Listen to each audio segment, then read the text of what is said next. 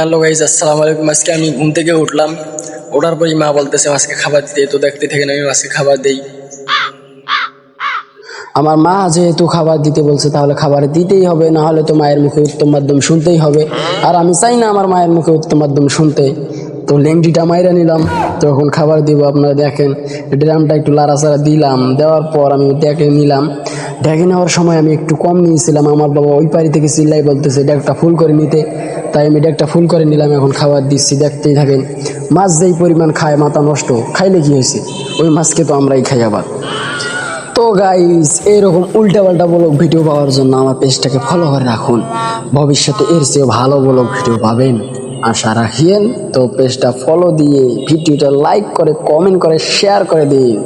আর একটা কথা গাইস, আপনার যদি খালাতো বোন থাকে তাহলে আপনার খালাতো বোনের নাম্বারটা দিয়ে যান। এই ব্লগ ভিডিওর ইনকামের টাকা দিয়ে আপনার খালাতো বোনকে নিয়ে ঘুরতে যাব।